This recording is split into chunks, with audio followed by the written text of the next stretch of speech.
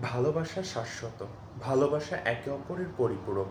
এখানে দুটি মানুষ একজন অপরজনকে ভালোবাসে। এখানে কমিটমেন্ট প্রয়োজন, বিশ্বাস প্রয়োজন। আপনি যদি আপনার সঙ্গী বা সঙ্গিনীর প্রতি বিশ্বস্ত থাকেন এবং একে অপরের সঙ্গে কোনো ধরনের প্রতারণা করবেন না, নিজের মনের সঙ্গে যদি এরকম কোনো অভিলাষ আপনার থাকে, তাহলে অবশ্যই সেই ভালোবাসা পূর্ণতা লাভ করে। কিন্তু একটি ভালোবাসা তখনই ব্রোকেন হয়ে যায় বা একটি ভালোবাসা তখন ব্যর্থতায় পর্যবসিত হয় যখন একজন অন্যজনকে ঠকানোর প্রবৃত্তি মনের মধ্যে কাজ করে।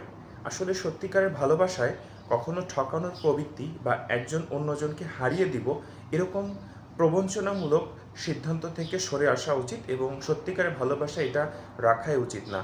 প্রত্যেকটি সুন্দর এবং সুস্থ ভালোবাসা পূর্ণতা পাক, বিজয়ের হাসি হাসুক তারা। ধন্যবাদ সবাইকে।